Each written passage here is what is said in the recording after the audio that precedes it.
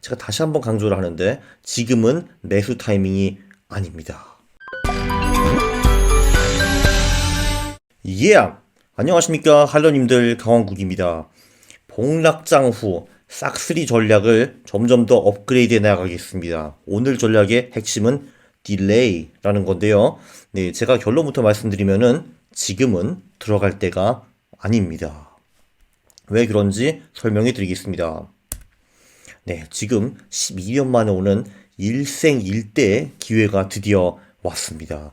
대폭락한 후에 그 뒤에 상승장에서 얼마를 먹느냐. 이게 이제 우리의 인생을 좌지우지할 수 있다고 저는 생각을 합니다. 당연히 그 다음 상승장에서 최소한 50%는 먹고 있어야 되지 않겠습니까? 최소한 50%는 먹어야겠죠. 그렇기 때문에 지금은 굉장히 열심히 주식을 연구할 타이밍입니다. 지금은 이게 가장 중요합니다. 뭐 가족, 일, 뭐 이런 거 지금 하나도 중요하잖아요. 하나 중요한 거 있네요. 건강. 우리가 지금 코로나에 걸려가지고 죽으면 안 되죠. 그것만 피하고 그것 다음으로 이게 지금 가장 중요한 겁니다. 왜냐면은 여기서 인생 역전이 일어날 수가 있거든요. 자, 그런데 제가 다시 한번 강조를 하는데 지금은 매수 타이밍이 아닙니다. 네, 이게 보면요. 이 지금 여기 이 친구가 세계 체스 챔피언인데 이 양반이 굉장히 중요한 말을 했습니다. 그 이 양반보다 조금 더 못하는 한 세계 10위권 정도 되는 애에 대해서 평가를 좀 해달라고 했어요. 그러니까 이 양반이 뭐라고 했냐면은 걔는 가끔 크리티컬 모멘트가 언젠지 잘 모르는 경우가 있다라고 답변을 했는데 이게 초고수와 고수를 나누는 핵심인 것 같습니다. 초고수는 내가 언제 깊게 생각을 해야 되는지 이런 식으로 또는 언제 대충 해도 되는지 이거를 아는 겁니다. 이것이 바로 초고수와 고수를 나누는 트레이드 마크인데 지금 우리한테 중요한 건 뭐냐? 지금이 바로 이 크리티컬 모멘트, 중요한 순간 주식을 연구하고 언제 살까 팔까 그거를 고민할 때입니다. 팔 생각을 할 필요 없죠. 살 생각을 지금 해야죠. 그쵸. 네. 자, 그래서 제가 그 3만 명 기념 영상에서 아주 기똥찬 전략을 올리지 않았습니까? 그걸 한번 잠시 복습을 해보겠습니다. 그게 뭐냐면은, 뭐 이 전략 같은 걸 보면은, 최근 한 달 동안, 최근 20일 동안 고가 대비 낙폭이 크면은 사고, 그리고 그거를 한 달, 두 달, 석 달, 6개월, 1년, 그리고 3년 동안 보유하고 있으면은 어느 정도 수익이 나왔는가, 그거를 우리가 한번 지난번에 분석을 해봤습니다. 네, 그리고 왜 최근 한 달이 아니라 뭐 최근 두 달, 최근 석 달, 최근 뭐 6개월, 1년, 그 고가 대비 가장 많이 떨어진, 그러니까 많이 떨어지면은 사고, 그리고 한동안 보유했다가 파는 그 전략을 저희가 지난번에 집중적으로 그 연구를 해봤는데 결론은 대충 이랬습니다. 떡락폭이 굉장히 심해가지고 과매도가 돼 있으면은 그때 이제 우리가 딱 들어가서 기다리고 한 1년 정도 보유하고 있었으면은 떼돈을 벌 수 있었다. 뭐 이런 거를 우리가 배웠습니다. 자, 그런데 포인트가 뭐냐면은 자, 1개월치 수익을 한번 보시기 바랍니다. 예를 들면은 최근 한 달 동안에 20%그 코스피가 떡락한 적도 종종 있었습니다. 오케이, 그러면 엄청 떨어진 거죠. 내가 이거를 샀습니다. 근데 처음 한 달 동안에는 수익이 꽤 불투명했습니다. 심지어 그 평균 수익이 마이너스로 나온 거를 볼 수가 있고요. 이거는 최근 한 달만 그런 게 아니고요. 예를 들면은 그 최근 두 달 만에 30% 주식이 떨어진 적도 간혹 있었거든요. 야, 그러면은 그 다음 한 달에 바로 3.3%, 4.3%를 벌었네? 야, 그러면은 그 좋은 거 아니야? 라고 생각할 수가 있는데 승률이 51에서 52%밖에 안 됩니다. 이 짓을 10번 했으면은 5번 먹고 5번 깨지는 건데 근데 아마 먹을 때 깨질 때보다 조금 더 많이 먹었겠죠. 그래가지고 이런 수치가 나오는 것 같긴 한데 첫 달은 변동성이 심하고 수익도 매우 불투명합니다. 뭐 예를 들면은 그 두 달에 걸쳐가지고 코스피가 20% 떨어졌다. 이때 이제 우리가 들어갔어요. 그러면은 처음 한 달은 평균적으로 돈을 벌 수가 없었습니다. 네, 그렇죠. 네, 석 달도 뭐 비슷한 결과가 나오고요. 석 달도 폭락이 아주 심했던 경우, 그러니까 뭐 30% 이상 확 떨어졌을 때, 이때는 들어가가지고 돈을 좀 벌 수 있었으나, 예를 들면은 뭐 그 최근 석 달 동안은 20%밖에 안 떨어졌다 하면은 여기서도 크게 돈을 벌 수가 없었습니다. 반년은 어땠나? 네, 반년도 막 반토막 이 정도 하면 인정. 그러면은 당장 들어가가지고 첫 달에도 돈을 깨볼 수가 있었는데, 네, 예를 들면 반년에 걸쳐가지고 뭐 겨우 3, 40%밖에 안 떨어졌다. 그러면 우리가 큰 돈을 벌 수가 없었고 승률도 높지 않았습니다. 자, 그래서 결론은 뭐냐 하면은 1년도 뭐 대충 비슷한 얘기고요. 결론은 뭐냐 하면은 처음 첫 달의 리스크가 매우 크다는 겁니다. 자, 예를 들면은 지금 이제 코스피가 2300에서 1450으로 확 떨어졌죠. 예, 그러면은 오케이, 덥석 지금 1450이 들어가는 게 그렇게 현명하지 않을 수도 있다는 겁니다. 왜냐하면은 일단 얘가 지금 한 두 달 정도에 엄청나게 떨어졌잖아요. 35% 떨어졌는데 이럴 때는 당연히 사람들의 그 공포감도 엄청나게 크고 그리고 변동성도 어마어마하게 높습니다. 변동성이 높은 이유가 그 당연히 이제 시장의 두려움이 높아서 그런 경우도 있고 그리고 이럴 때 이제 정부가 개입을 막 하거든요. 정부가 도와주겠다 하면은 주식이 와 5% 오르기도 하고 그 다음날 또 10% 떨어지기도 하고 이래서 변동성이 매우 크기 때문에 우리의 스트레스가 높고 그리고 우리가 실패할 가능성도 높습니다. 그리고 우리는 뭐 예를 들면은 1450이 지금 저점이라고 생각을 할 수도 있는데 나중에만 몇 달 후에 가보면은 1080까지도 갔었네 이렇게 될 수도 있는 겁니다. 그래서 주식이 굉장히 짧은 기간에 20% 30% 떨어질 때 들어가자 하는 게 리스키할 수가 있다는 겁니다. 그래서 한 달을 기다리면 어떤 결과가 나올까 이제 이런 거를 한번 봤거든요.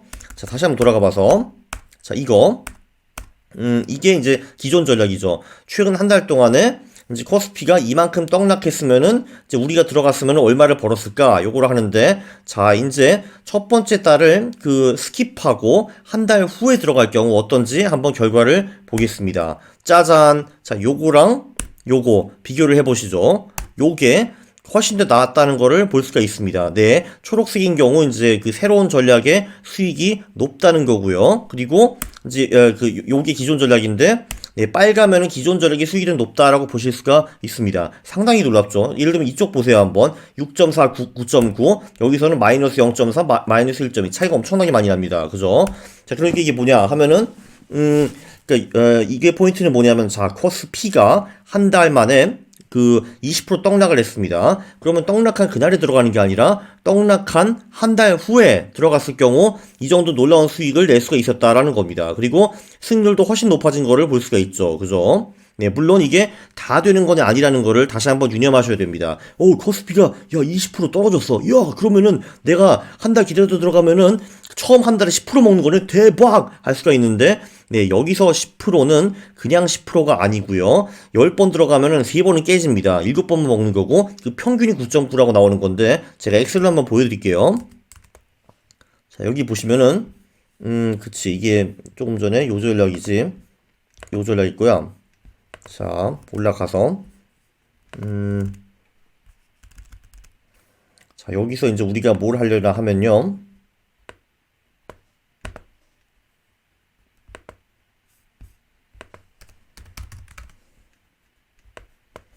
이렇게 해서 이 정도로 하고 자, 여기서는 이렇게 해서 이것도 이 정도로 하고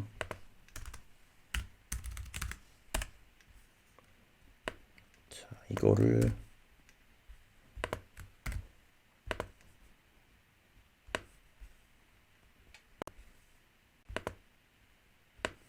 자, 알리아가 너는 왜 나오니? 너는 꺼져라.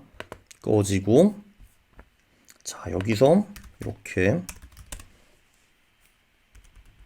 자, 여기 보시면은 제가 조금 전에 이제 여기 나왔던 요 데이터를 보실 수가 있어요. 자, 제가 이게 뭘 했냐면은 자, 코스피가 최근 한 달 고점 대비 21% 떨어졌습니다. 그죠? 그런 사례가 총 59번 있었는데 그 중에 43번 우리는 돈을 벌었습니다. 16번은 우리가 깨졌고요. 그래서 평균 9.93%를 버는데 우리가 이 59번에 전부 다 참여했더라면은 가장 재수 좋았을 때 우리는 한 달 만에 43%를 번 사례도 있었고요. 가장 재수 없었을 때는 29%를 깨진 적도 있었습니다. 네, 심지어 1년을 보유했을 경우도 가장 이게 59번 중에 49번 우리가 돈을 벌고 10번은 깨졌는데 네, 가장 재수 좋았을 때는 우리가 237%를 먹었으나 가장 재수 없었을 때는 우리가 29%를 깨진 거를 볼 수가 있습니다. 네, 그래가지고 대박 최근 한 달 동안 20% 떨어졌어. 오케이, 그럼 나는 한 달 기다렸다가 들어가면 떼부자가 될 수 있다라고 장담을 할 수가 없는 겁니다. 물론 평균적으로 우리가 떼부자가 될 가능성은 높습니다. 1년 동안 기다렸으면은 평균 66%를 먹을 수가 있었는데 근데 그 중에서 가장 재수 없었을 때는 마이너스 29% 그리고 가장 운이 좋았을 때는 237%를 먹었다. 이런 거를 알아야 되는 겁니다. 어쨌든 네, 한 달 기다려가지고 하면은 우리의 승률이 높아지고 전체 수익률도 높아집니다. 그렇기 때문에 기존 요 전략보다는 이 전략이 훨씬 낫다고 볼 수가 있습니다. 네, 두 달로 한번 가보시죠. 네, 두 달도 보면요. 네, 전반적으로 이 한 달 기다리는 전략이 기존 전략보다 수익이 높은 거를 볼 수가 있습니다. 네, 요런 때가 좀 다르거든요. 그러니까 한마디로 최근 두 달 동안에 진짜 막 30%씩 왕창 떨어졌을 때, 네, 그때는 오히려 한 달을 안 기다리는 것이 조금 나았을 수도 있기는 한데, 우리가 지금 기본 목표가 이걸 1년 동안 보유하는 거잖아요. 그래서 사실 요쪽이 우리의 핵심입니다. 요쪽이 우리의 핵심이죠.